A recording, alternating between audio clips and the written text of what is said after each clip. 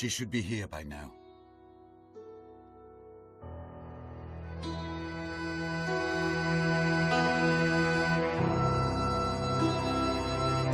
Bien. So let's get started.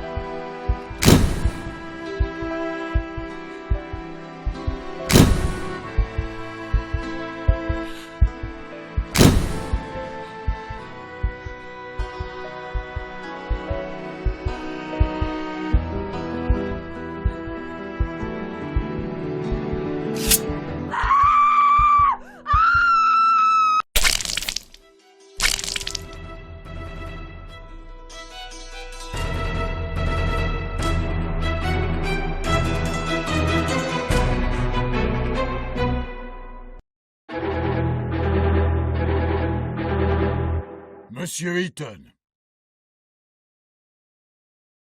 Monsieur Eaton.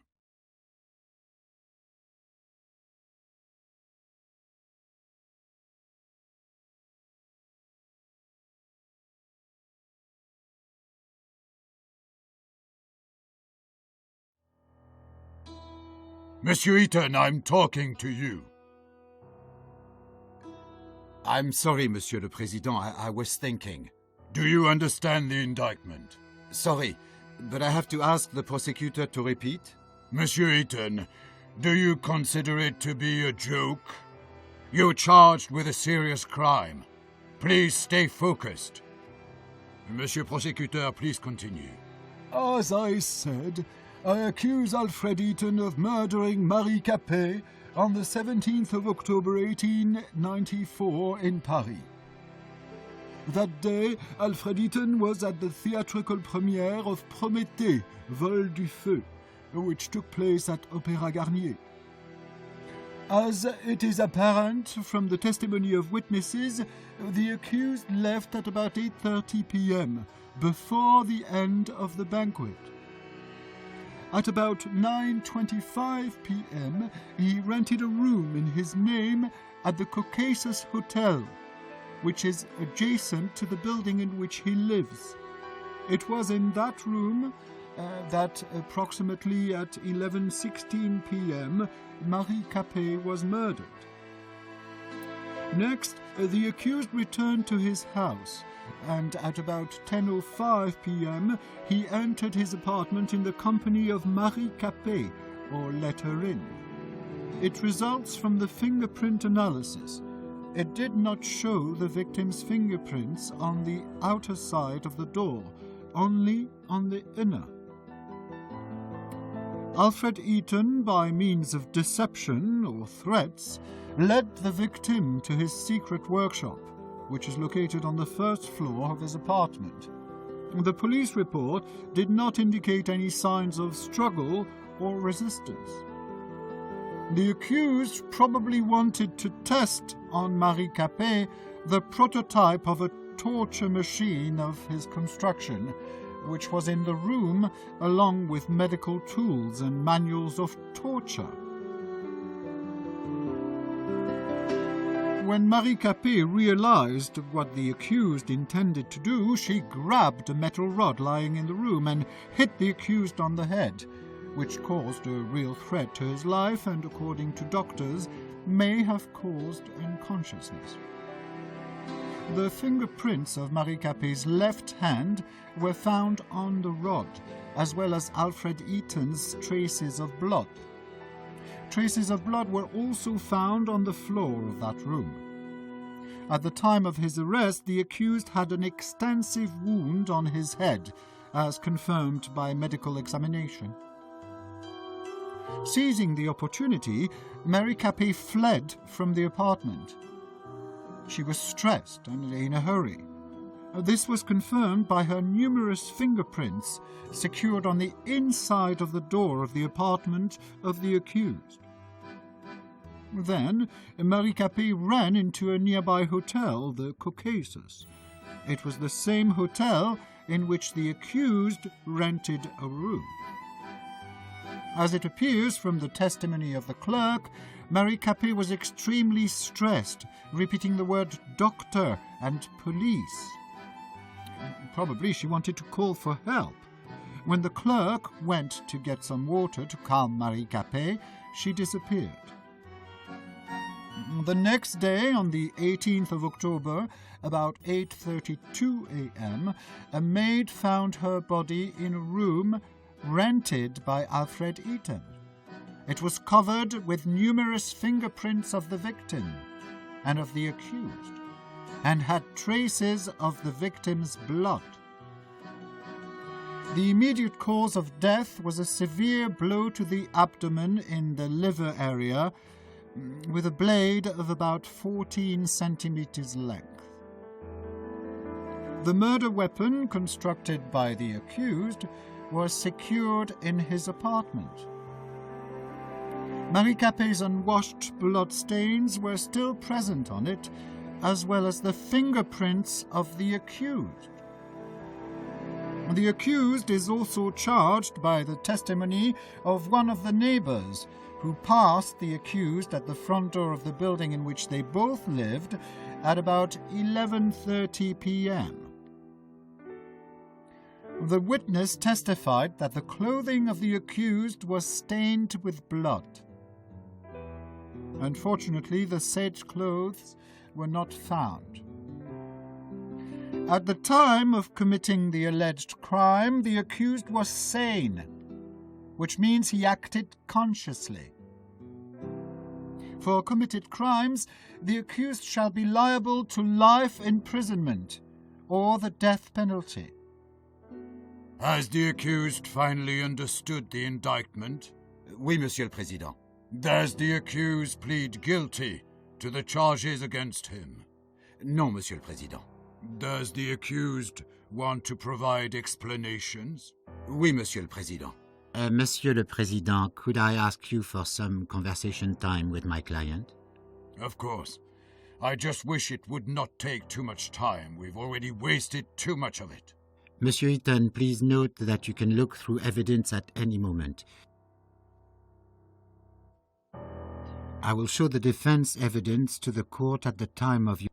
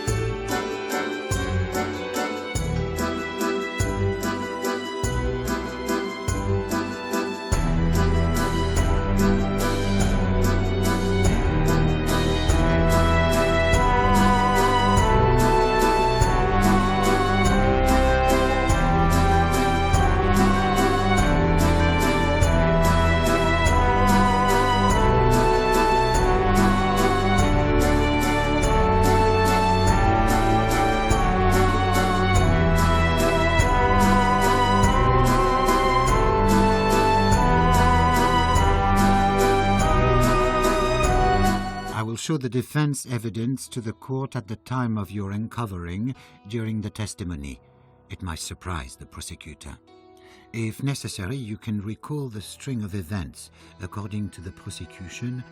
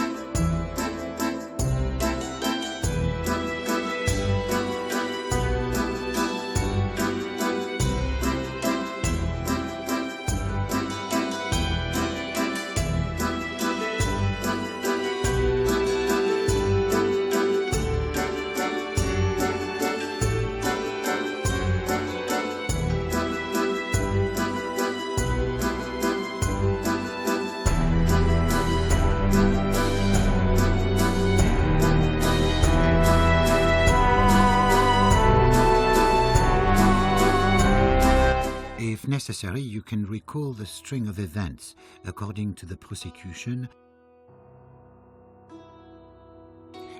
Will you need my help during testimony? I will give you my advice and remind you of important facts and events. We are ready, Monsieur le Président. Then let's get started. Monsieur Eaton, what were you doing on October 17th, 1894, from 8 to 12 p.m.? There was a theatrical premiere of Prométhée that day, which was sponsored by Le Feu, in which I am the lead designer.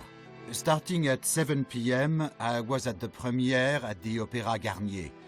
Around 8:30 p.m., after the play, I found that I did not want to attend the dull banquet, and instead I preferred to work. I said goodbye to Hugo Argent, president of Le Feu, and I drove home. I got there at about 9 p.m.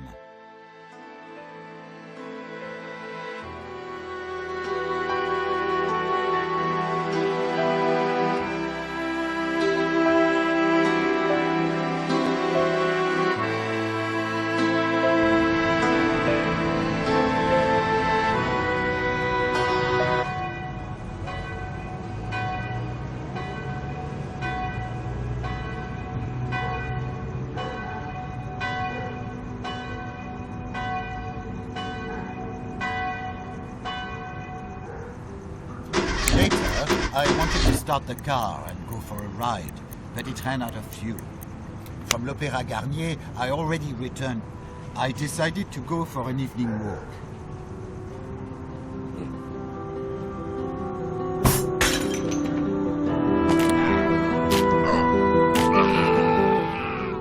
I entered the Café de Paris cafeteria. I wanted to drink some good wine and eat a piece of cheese. A group of Parisian rabble tried to throw me out, screaming that there was no room for gypsy thieves. They beat me and threw me into the street. I was all covered in blood. Did you report this fact to police officers? No, Monsieur le Président. I decided that it was not worth losing my time. And why is that? A second of my work is more important than a lifetime of each and every one of those plebeians. Besides, if I had reported it, I would have done them a favor.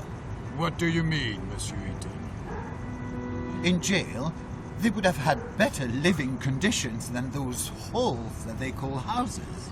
I understand. Please return to your testimony.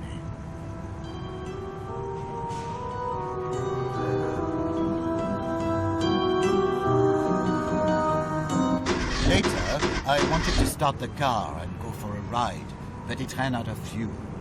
From l'Opéra Garnier, for a moment, I admired the charming streets. I do not recall that part.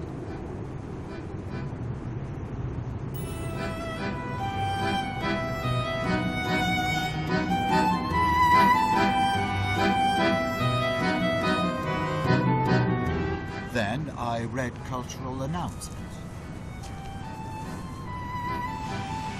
For a moment, I admired the charming streets of Montmartre. I do not recall that part.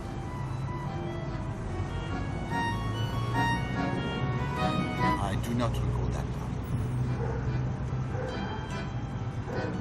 Then I opened the gate. I closed the gate. I entered the nearby hotel, Caucasus.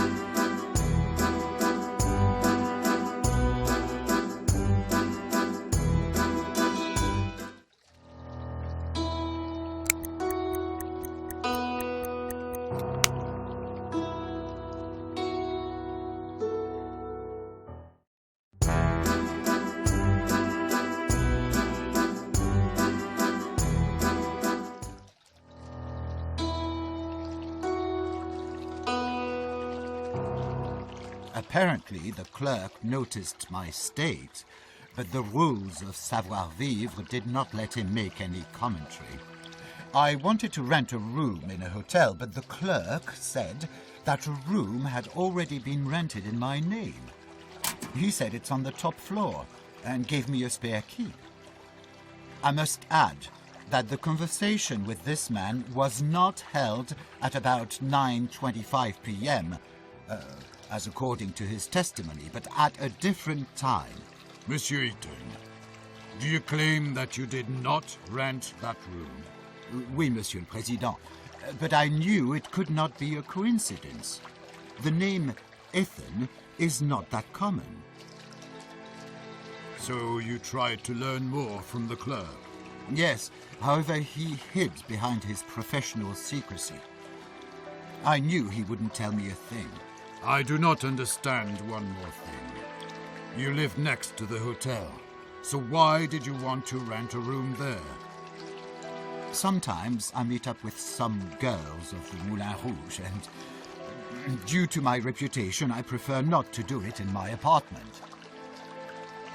Did you meet Marie Capet face to face? No, Monsieur le Président, never. I understand. Please continue.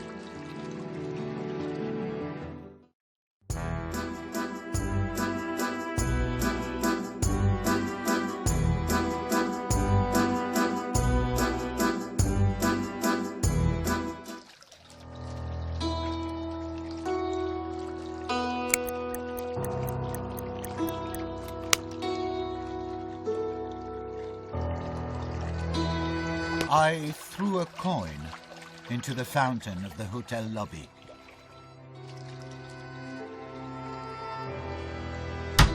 Next, I wanted to open the door. I opened the door to the phone room.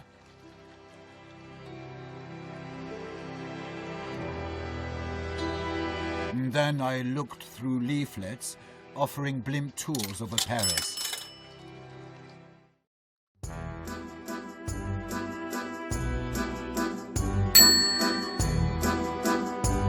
Then I bought something from the vending machine. Next, I tried to open the door to the restaurant, but it was closed because of the late hour. I wanted to learn something about that hotel room, allegedly rented by me. I dialed the front desk and asked a staff member to check something in the backyard. I had a moment to look inside the guest book.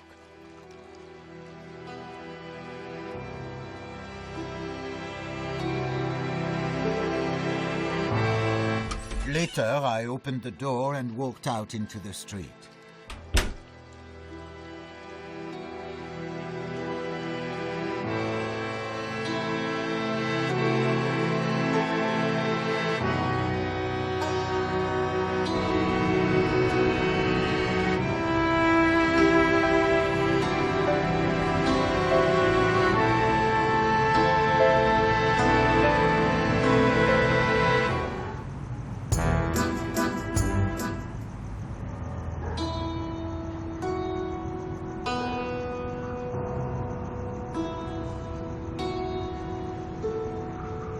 I knocked, but no one answered.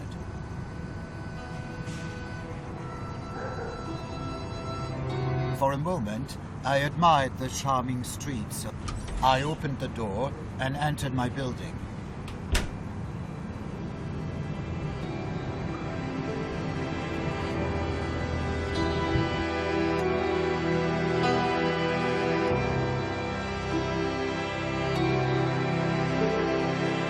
There was a letter for me from the Ministère de la Justice.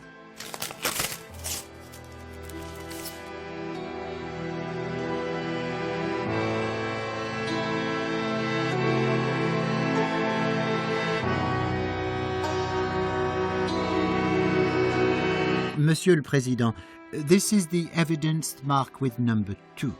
It clearly shows that my client designed his interrogation machine with only the best intentions.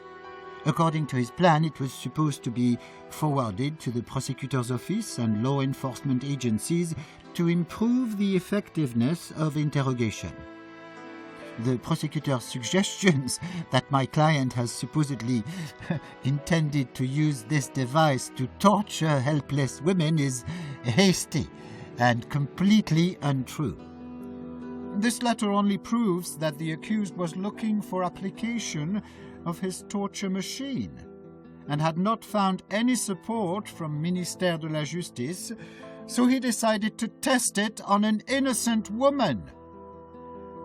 The court supports the view that the mere fact of an offer to the Ministère de la Justice does not constitute sufficient evidence that the allegedly accused acted in good faith when creating such a device.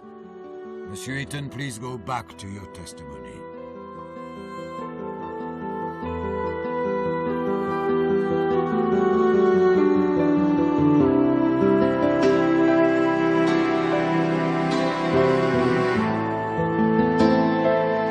I noticed some muck on the floor of the corridor, and I silently cursed the rabble with which I have to share my building.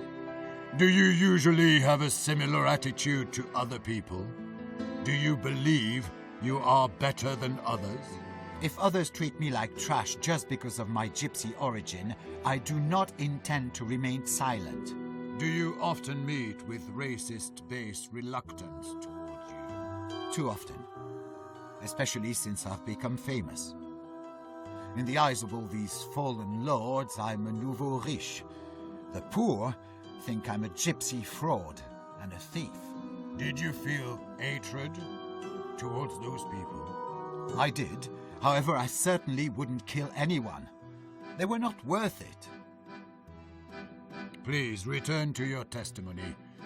You noticed some garbage, and what happened next? I opened the inner door.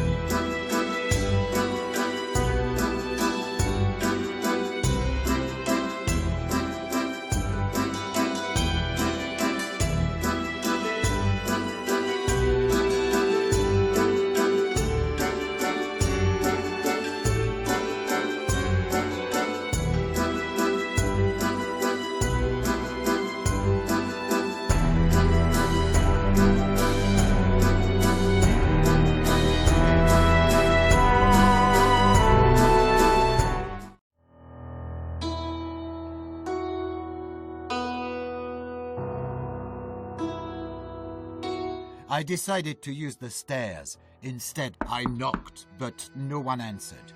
Why did you knock in the middle of the night to call on people whom, as you have described, you did not like too much? I just wanted to point out the mess in the hallway.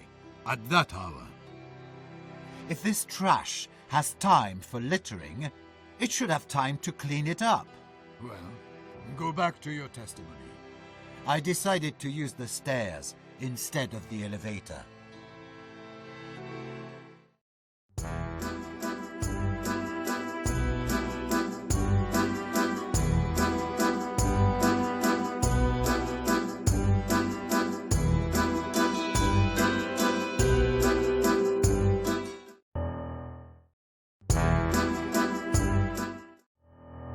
I opened the door and entered my apartment.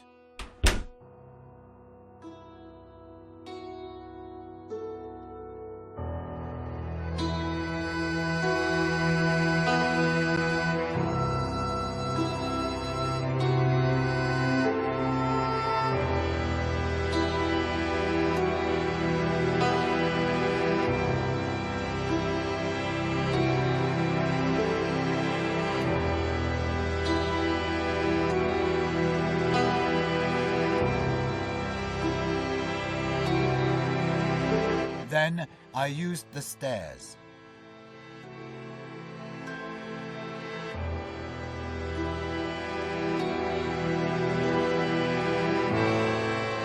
I examined my new invention's prototype and considered what else should be done.